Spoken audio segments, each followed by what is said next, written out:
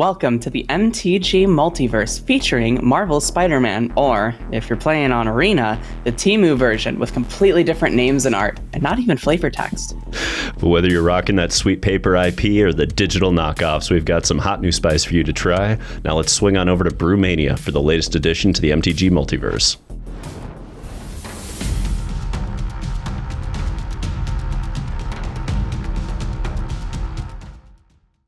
All right, folks, this week we embrace the new set by talking through 8 new ways to attack the metagame. If you think you've got a hotter brew, post it below in the comments, and we'll get you featured on Brewers Corner next week.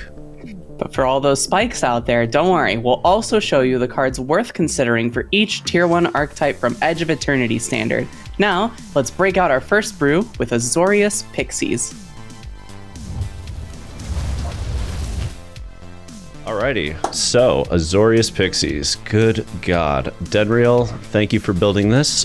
Infinite grind, minimal removal, folks. This is all about tempo and board position. You're going to give up some life early on to decks like Mono Red because you're just trying to establish yourself, right? We don't have a lot of seam rips. We don't have a lot of removal outside of that. There are no board resets.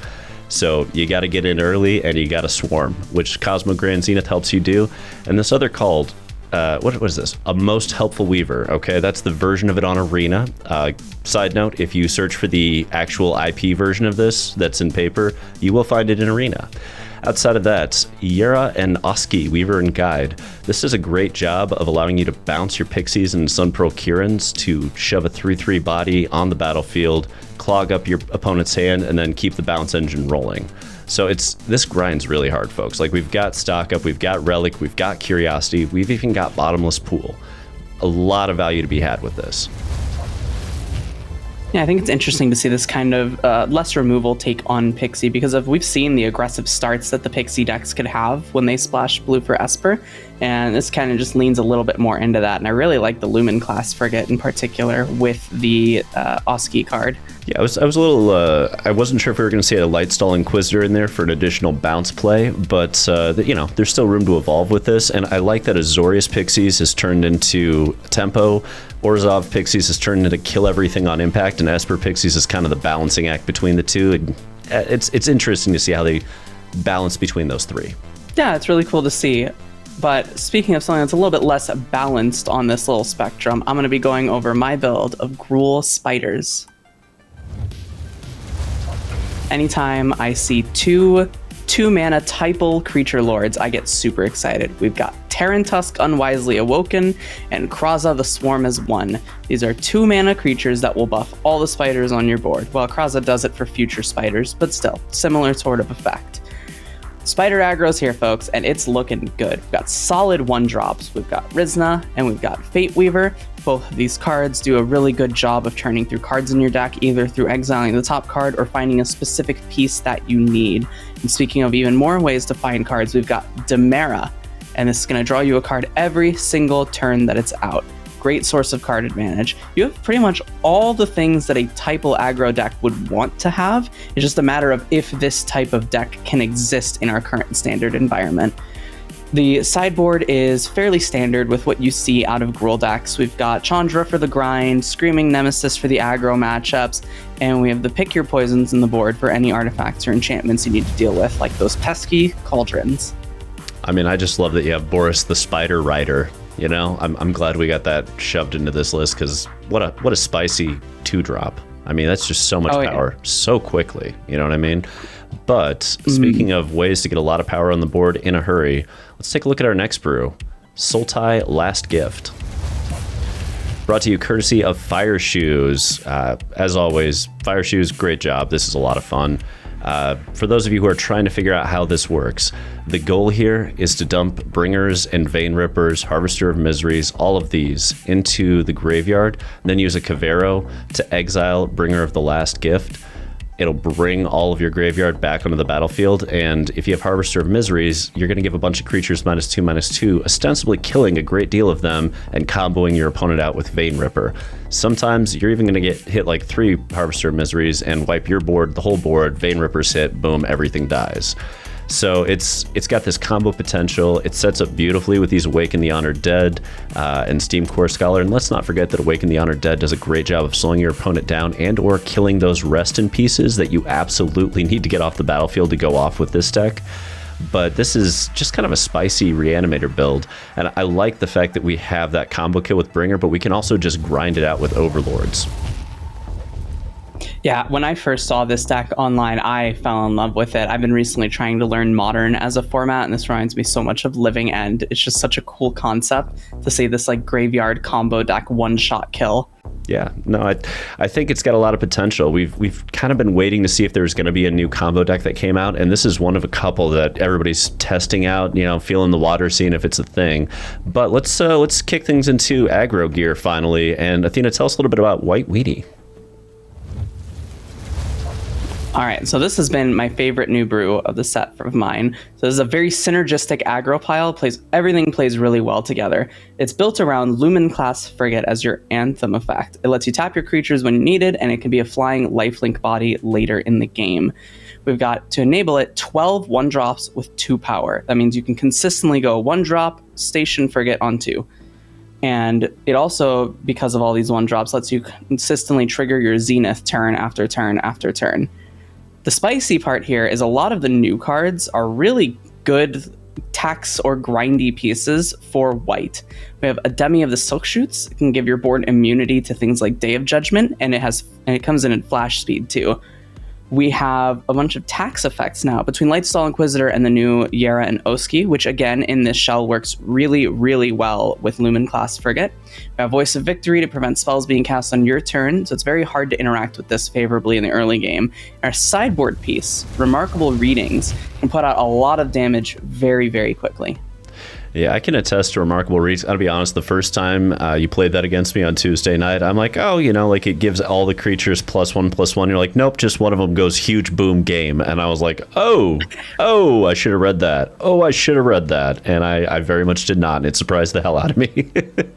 Yeah, it's been super fun to try to play this on ladder. You got a lot of really interesting lines. I mean, post board with Aven Interrupters, that plus Yera and Oski is gross. Because you can go turn 3 Aven Interrupter, turn 4, here's a 3/3, and my Aven Interrupter's back in hand. And some of your spells are taxed. Oh, brutal. I mean, I love it, but brutal. I don't want to be on the other side of that.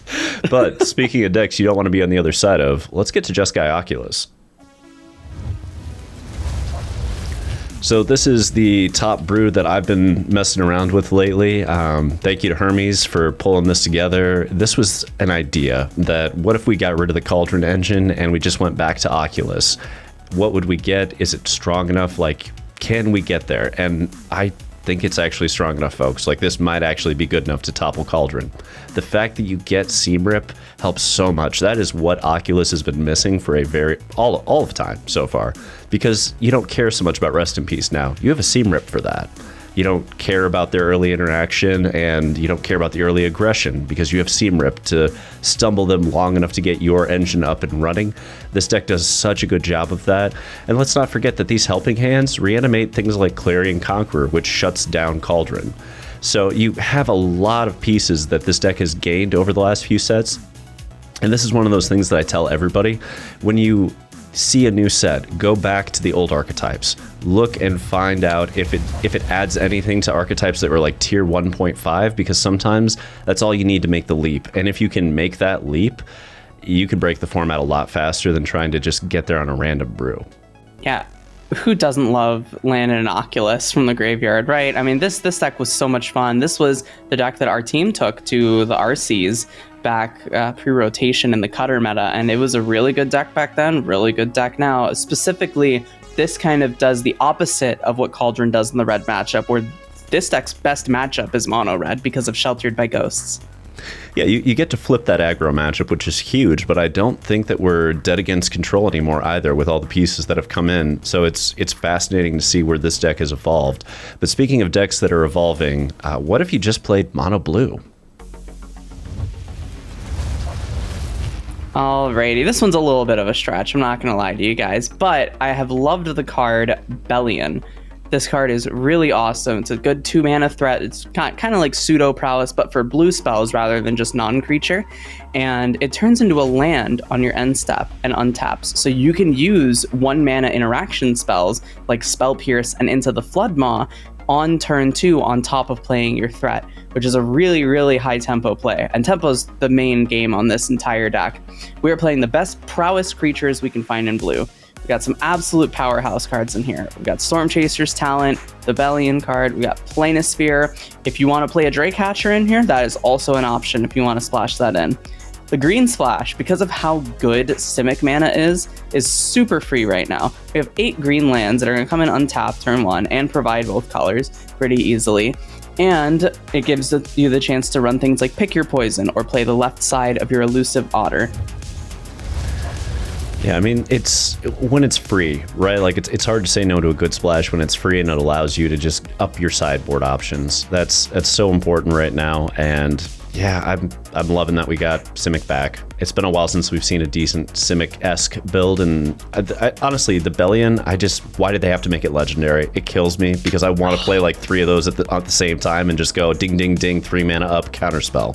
So badly, Athena. It's such a good card. It's one of my favorites for the set, for sure. Absolutely. But speaking of decks that evolved a little, let's look at Abzan Roots. So this concept was somewhat loosely based on me attempting to make the little Ketramos combo work. So for those who are unaware, if you play Ketramos and then you play Chosen by Valgavoth on Ketramos, all damage gets redirected over to Ketramos, which is indestructible, which means that mono red is locked out of the game. You're welcome. That is a 2-card we beat mono red combo right now. Outside of that, I like that Ketramos plays well with Roots. You know, it is another card that wants you to be exiling cards from graveyards, and it's going to keep giving you gas as long as you're doing that. And in the meantime, we get to upgrade a little bit. We get to play Fate Weaver, which is doing a great job early on of just saying, no, we're going to stop the early aggression. But mid to late game, now this searches and gets you Skivix. It gets you Yara and Oski off the board. Like, this is a very rough draft, folks. Don't get me wrong. It needs a ton of tuning and work. But I think this has some merit to it. And let's note that Esper Origins actually plays extremely well with Ketramos. Yeah, you know me, Rick. This Roots is one of my favorite decks of all time. So when you showed me this deck, I'm like, ship it, let's run it. I really love the Ketramos value pile here. And unfortunately, while we do have a little bit of the issue with Tragic Trajectory, this deck has a ton of ways, theoretically, to get back your Ketramos from the graveyard. There's so many cards you could run here that would be able to let you play it over and over and over again. Sure, you can cast 4 Tragic Trajectories. Here's 6 Ketramoses. I do love that. It keeps it spicy. But speaking of spicy, let's keep it going and get to our final brew, Simic Counters. So this deck probably looks mostly familiar to you all, and that's because it's the same Simic Counters deck we've seen Hamuda brew up this last set on MTGO, but with a good twist. Drunith. This card lets you copy creature spells with mana value equal to its power. So here's a couple tricks you can do with this. Turn 1 Elf into turn 2 Drunith plus 1-drop. That'll copy the 1-drop. You got 4 creatures on turn 2. If you play turn 2 Drunith and turn 3 Offspring your Paw Patch Recruit, because it cares about the mana value of the spell you're casting and the kicker-ish cost doesn't count, at least as far as I'm aware, you should get 4 Paw Patch Recruits from your Offspring of your Paw Patch Recruit. And last thing I want to say is that the Gene Morph Imago that goes along with this really well. This card will pump your Drunith up to 3, or if it has a single counter already, 4, and will let you copy Ouroboros and even Lizard. And the nice little spice, I got this idea from Jim Davis. The nice little spice is the Jill here, the 3-drop Jill, so that it's a double bounce spell when you play it with the Drunith. I mean, this looks so fragile, and yet, like, if it pops off, it pops off. You know what I mean? Just don't cast Fire Magic. They don't have it. They'll never have it. Don't worry. Yeah, they definitely didn't put that in the sideboard for Dimir already. Absolutely not. Nope. No, absolutely not. No. I mean, hey, the Lizard card's pretty good into Fire Magic because it gets to turn your 1/1s into 4/4s instead. And if you copy that, you can turn 2 of your 1/1s into 4/4s. Okay, that's spicy. That's spicy. Well, kids, I hope you took your Tylenol because it's time for the Tier 1 list. Let's go.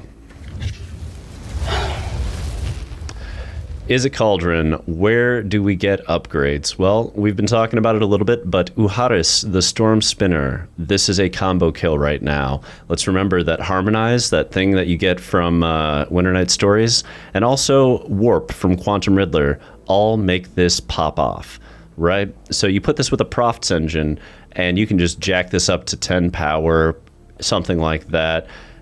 Pop it off very quickly, take 10 to any target. But you can also use it to just be a removal spell that statically sits on the board with double strike and vigilance and grows every turn. It's kind of wild how good this card is. I expect to see at least one copy moving forward. Another card that's worth noting is Bio-Irritable Instructor. I know this looks kind of stupid, but here's the thing. If you start your Vivi combo and you have the ability to generate a lot of mana quickly, you can just keep it.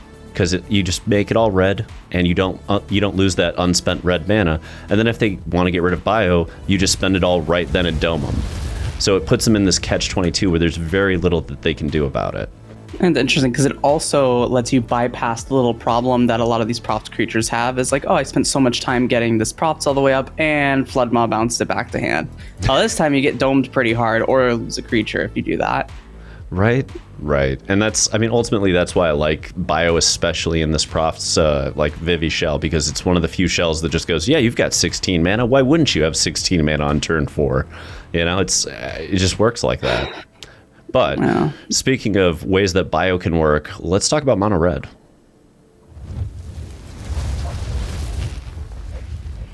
Alrighty, so the biggest upgrade I think here is Heroes Hangout or Firebrained Scheme. So if we go back to pushing the Valiant scenario with Mice again, which is something we could potentially do after a VV Cauldron ban, and we push a lower curve, this is basically a Questing Druid variant for us, and it's a 1 mana interesting version of it, which I think is really strong. We've also got Arachnomania / Spiderverse. So it's a hardcore grind card in the sideboard, but it really lets you kind of go crazy. It's a good way to push back against those mid-range and control decks. And on top of that, we've got, again, the Bio-Irritable Instructor, because if this doesn't get taken out quickly, it turns your flooding into a game-ending scenario. You just pull your mana on opponent's end of turn, untap, and just keep pulling till they have no real solution. Yeah, and I mean, it doesn't have to die for that effect, right? Like, it just has to leave the battlefield, so you're just sitting on a time bomb, kind of like a 5th Nemesis almost, going, test me, go ahead, attack, see what happens, you die immediately. So I don't know, I love that. But we'll keep things moving with the Dimir Tempo. All right, so new angles of attack in Dimir Tempo. First and foremost, I want to make sure people understand this fits in Dimir, even though it looks kind of Azorius. And this is your flying authority of consoles on a stick, which is exactly what we were looking for. Let's also note that it doesn't die to fire magic readily, and it doesn't die to Nova Hellkite's ability. These were two of the things that we struggled with bats, drowners, sirens. Like, it's giving us the ability to go around that while simultaneously telling red, your Nova Hellkite sucks now. Like, now you just have a 4/5 that comes into play tapped at warp speed, or at 5 mana still just tapped. So I think this is possibly the biggest upgrade that we get out of the set. But Skivix the Augmenter is another card that's worth noting, because once more we have a nice 2/4 body on a 3-drop that has additional abilities out of the graveyard. If we liked Quarcy Revenant because we wanted that ability out of the sideboard to deal with aggro, this looks like a potential flip side of that, where you want more grind against control, and Skivix really provides that for you.